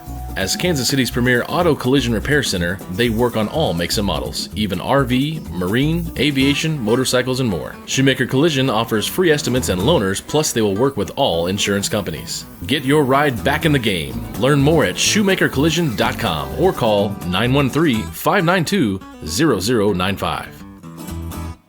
Open, flexible, and dedicated to our clients with impeccable customer support. That's why you choose Tri-Century Bank. Have your bank right in your hands with mobile banking and manage your money from the comfort of your home with convenient online banking. Tri-Century is ideal for your business with competitive rates on loans and credit cards to help meet your goals. For 125 years, Tri-Century Bank has been serving Spring Hill. To learn more, join them for one of their monthly coffees. See upcoming events at tricentury.bank. Shop local and save at Price Chopper, your hometown grocery store in Spring Hill. Price Chopper has great everyday deals throughout the store. Enjoy hand-cut steaks from the meat department, the freshest fruits and vegetables from the produce aisle, and savor the flavors from the bakery. Check out their weekly ad to get the best deals on what you need, from apples to aspirin, Cool Whip to Cool Crisp lettuce. Plus, the Spring Hill Price Chopper is now your home for Dunkin' Donuts. Locally owned and operated, Price Chopper in Spring Hill. Open daily 6 a.m. to 10 p.m. Your home for Bronco Athletics is Spring Hill Sports Live. The Broncos return home Friday night as they welcome in the Baldwin Bulldogs.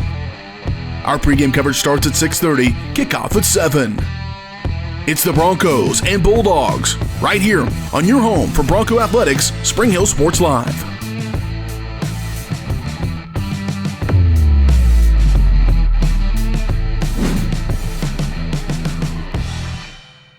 This is Bronco football on Spring Hill Sports Live. Final tonight here in Kansas City as the Spring Hill Broncos end their 4-game losing streak and instead hand a 4-game losing streak to the opposition tonight as they defeat the Piper Pirates 7-6, your final here in Week 7. Postgame show is brought to you by Shoemaker Collision and Paint Center, Kansas City's premier auto collision repair center. They work with all insurance companies and can get you back on the road in no time. To learn more, visit them online at shoemakercollision.com or call 913-592-0095. This game was a defensive battle. In fact, Spring Hill didn't run for 100 yards. They didn't throw for 100 yards. They were held under 200 yards of total offense in this game for just the second time this season. And you know what? It didn't matter. They still find a way to win this game. They get outgained 350-188 by the Pirates. But in the end, they come out on top on the scoreboard. The one that they certainly matters the most in this game. A missed field goal from 34 yards by Miles Lockridge with under a minute to go in the fourth quarter. The last chance there from Piper, but that was forced because of the play by Cody Powell, who made the sack on the running back / quarterback LaJames White that pushed him from what would have been a 4th and 8 had they gained nothing to a 4th and 15 and completely changed the scenario there. Forced him to bring on the kicker for his first field goal try of the year, pulled it wide left, and the Broncos, a couple of kneel downs later, pick up the victory 7-6. Lone touchdown for Piper came at the very end of the first half, a 1-yard touchdown run by LaJames White with 9 seconds left in that first half, but they failed on their 2-point conversion try, so led 6-0. And then in the first possession of the second half for Spring Hill, after the defense made a stop, forced a turnover on downs, the offense took over on their own 12-yard line and went 88 yards for what would eventually be, I guess, the game-winning touchdown drive. Evan Letillier caught the 43-yard touchdown pass from Corbin Myers as he worked his way down the sideline and broke a couple of tackles for the score. And then it was Bear Gardner who put the extra point through the uprights to put Spring Hill on top 7-6, and that would hold up as the final tonight. 7-6 winner for the Spring Hill Broncos on the road over the Piper Pirates. More of the Shoemaker Collision post-game show coming up right after this here on Spring Hill Sports Live.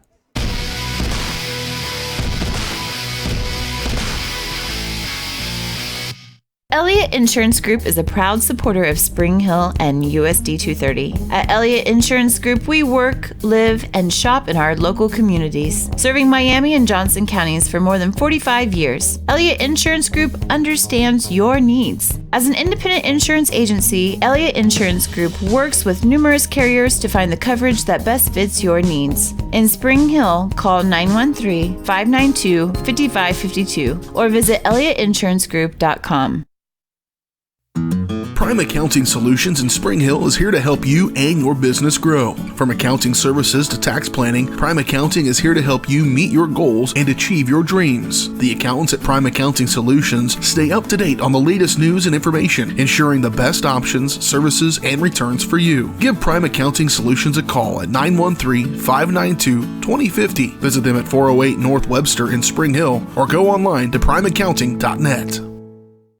Are you looking for a trusted heating or air conditioning contractor in the Spring Hill area? Look no further than Comfort Designs. Comfort Designs Heating and Air Conditioning has 100% NATE certified technicians who are friendly, knowledgeable, and ready to help. They'll care for your home and complete the job with speed and precision. Locally owned and operated for more than 20 years, Comfort Designs, Spring Hill's heating and air conditioning company. See all they have to offer at comfortdesigns.net or schedule your appointment at 913-592-4453. Your local Farmers Insurance agent is Leah Smith. With more than 10 years of industry experience in both Kansas and Missouri, Leah is sure to customize the right plan for you. Her straightforward and personalized approach will help you better understand your coverage options. Stop on by at 159th and Merlin, right up the street in South Olathe, or call 913-221-0755. Leah Smith Agency, Farmers Insurance, proudly serving Spring Hill and cheering on the Broncos.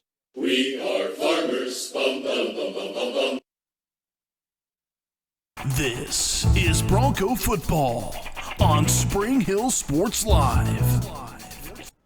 Welcome back inside the Shoemaker Collision and Paint Center post-game show in Kansas City tonight, where the Spring Hill Broncos win it over the Piper Pirates 7-6. The final score tonight. We're joined by Jason Feeback, the head coach of the Spring Hill Broncos, and 7-6. This was a defensive battle in this ball game, Coach. That's Frontier League football right there. But glad you had the 7 and not the 6. Oh yeah, absolutely. Yeah, that was a hard-fought win. I got a couple offenses there missing their couple of key guys there. I know that number 12 was running their quarterback a lot, and that guy's good, isn't he? Yeah. But we're missing Zaid tonight. I'm hoping to get him back next week. But I thought Lazenby did a really nice job coming in, first start as a sophomore, so that was pretty cool. Was it an adjustment the offense made in the second half, or was it just, Lazenby in the first half, not that I mean, not that he ran poorly or anything, but he came out and really looked like a different running back in the second half. Was it one of those where, I mean, he only had 2 carries all year coming in, so he had to kind of get his feet wet and then felt comfortable in the second half, or what kind of changed there? Because he really ran well in the second half. You know, we talked to him coming out the second half. He's our scout team running back, and he does a really great job of giving the varsity defense a look every single week. And we just talked to him about you gotta go to, they have an aiming point on every running play. Right. He's got to get there, trust his eyes, and just go. So it's one cut and go. And if you notice the first half, he was kind of looking for the hole. And we said, just get through it. If you can get through it, he was able to. He's a strong kid. He's able to break some arm tackles, and he always falls forward. So it was mostly just an adjustment by him, and he got a half of football under his belt and was like, I can do this. And so coached him up a little bit, but, I mean, it was just him making a decision to go do it and being disciplined with his plays. So yeah, that was a big game from Dylan Lazenby to fill in for some big shoes, not physically big shoes maybe. I don't know what size feet Zay he's has. Probably like size 4. But he's not 4 kids. But as far as what the role on this offense, and he did a great job. And Evan Letellier comes up how with about that catch a huge and run. catch and run. Yeah, tell us what you saw. You were a long ways away. I thought he went out of bounds. I couldn't see. I was like, oh, don't go out. And I'm thinking, all right, we're going to have a first down. And he just kept going. And, really happy for him. He's filled in at quarterback a couple of weeks. And he's just a team player. He works hard and puts in his time in the weight room and all that. So, you see kids have a little success like that. It was good for him because he dropped. Well, he had a fumble last week, and I know he was really down on himself. But he came back strong this week and had some good stuff. Well, for as little offense as this game had, it's got to be pretty rewarding, though, that the offensive drive it took to win this game was an 88-yard drive by your offense. I mean, half of it came on that touchdown to Letellier, but that was a nice drive in the first possession of you guys in the second half. Yeah, but we had a nice drive there, and then we moved the ball out. I think we took the ball over on the 10, moved it out to the 40, was able to punt. They broke one pretty quick right after they got going in their drive, but it was enough to eat some time off the clock. So they were fighting the clock at the end of the game. Unfortunately, we just finished on the right side of it tonight. Well, how big of a play was that on that third down by Cody Powell to come in there and drop them for a 7-yard loss? I mean, I feel like if they're at 4th down and 8 from the 10, they're going for that all the way. Yeah. All of a sudden, 4th and 15. He shot out of nowhere. Yeah, and now 4th and 15 from the 17-yard line. All of a sudden, that's a whole different ball game to try to convert. You kind of forced their hand to then try the field goal, but that was a great play by Cody. Yeah, he did a great job. I couldn't tell who made it. It was Cody? Yeah, it was Powell. Yep. Oh, okay. Wow, that's awesome. Not the guy necessarily you would expect, and just because he's I'm not. I'm kind of wondering why he wasn't in coverage, but I guess we'll look at the film and figure it out. I'm just glad somebody tackled that guy. Well, unless my eyes were deceiving me, but I'm pretty sure 25. I think it was Dickey. See, I don't know. I guess we'll have to go back and watch the film. All right, we're going to bet on that. All right. I think it was Dickey. All right, I'm saying Powell. You're saying Dickey. We'll see when we get back together next week who wins that one. All right. But either way, big play made to force their hand a little bit there, and of course the missed field goal, and then it was just victory formation, the greatest formation in football after that. But defensively, I mean, James White ends up in this game with 216 yards on 33 carries, which if you just look at that, you say, oh, huge game. But really he had a couple of big runs, but I thought you guys did a really good job containing him for most of the night. We did, and he's so shifty. I mean, he ran all the way over to the far side of the field, then he cuts it all the way back. We're yelling at guys about pursuit angles, and he's just a lot faster than most of our guys. But, no, we did a good job of, we were putting shoulder pads in him, being physical with him. Nothing dirty, but just getting guys to him. And I think towards the end of the game, I thought he was going to slow down a little bit, but that last run he had down this sideline, he didn't slow down much. But no, we were hoping we could wear him out. I don't know if we wore him out that much, but he wasn't wanting to run it as much towards the end of the game. I think because we were able to get guys to him. Well, and you talked about you had to rally the football, and you can't, have broken tackles with a guy like White. And really, you look at the big plays he had weren't because of broken tackles, really. They may have missed assignments or something out there, I'm not sure. But as far as he just, he was untouched through the hole with big gains. But every time you were able to get some guys to him, they were able to make the sure tackle and get some guys to the football. Right. Yeah, and that's that's the key. That's what we stress on defense is just getting everybody to the football. And when you do, good things happen. I felt like we were going to get a turnover or two tonight. That pick, I couldn't tell if he went all the way back. Did he make it all the way back? Oh, yeah. Yeah, he took it to the house really untouched. Man, there was no but that would have gone back either way because we had a targeting penalty on there on the quarterback after the play, I think. But it all ended well. That's all right. It did. I'm beating myself up again, but it was fun. That was a fun game. I was really proud of our kids. They came out and gave it everything they had, and they were so excited after the game. It was awesome. When you watch how that game ended on the missed field goal by them, does it make you sit there and think, I'm sure glad we have Bear Gardner on our team? Yeah, we're always thankful for Bear. He does a good job, Even extra points, you're up 7-6. Yeah. And if you struggle in that department, you're always chasing points. So it was good. Well, they just turned the lights out on us. I guess that's the hint to wrap it up. They want us to go home. Well, Coach, we'll catch up with you again next week. But congrats on the victory tonight. I know the guys have been working hard to get off that little losing streak they've been on against some really tough opponents, and they had another one tonight. But they found a way tonight. So congrats to your guys. Brotherhood. And, that's right. And we'll get back to work next week. See you back home for Baldwin. Feels like we haven't been home very much. It's 3 been of the a last long 4 on the time. Hey, thank you, Coach. Appreciate it. That's Jason Feeback, head coach of the Broncos. All right, they're turning the lights out on us. I think they're ready to kick us out of here. So that's going to wrap things up for us here on the Shoemaker Collision and Paint Center post-game show. Broncos win it tonight 7-6 over the Piper Pirates. They improved to 3-4 in the season, 3-3 in the league. The Pirates dropped to 3-4, and also, or rather, now 3-3 in the league as well for the Pirates. All right, check that, 3-4 in the league. I'll get it right one of these times. 2-4 in the league. Yeah, you get the picture. Broncos win, right? That's all that matters. Broncos win it tonight. 7-6, your final. For Caden Carbajo, I'm Bryce Kessler. That's it for us tonight. Next week, Thursday, we're at home for soccer for Spring Hills. They take on DeSoto. And then Friday night next week, Broncos back home. Just one of their last 4 games has been at home, but they'll be back home to host the Baldwin Bulldogs next Friday night at 7 o'clock. That's it for us tonight. You've been watching Bronco football on Spring Hill Sports Live. It's time for Spring Hill High School football. He's in the slot again to the right. Myers gets the snap. Standing tall in the pocket, going to take the shot down the seam. Klutz is there for a touchdown. Spring Hill. Barker up the middle. Nice jump cut out to the right behind his center, Denver Gardner, who had the middle linebacker tied up. And Barker is in for a 9-yard touchdown. Spring Hill Sports Live is brought to you by Comfort Designs Heating and Air Conditioning, Price Chopper,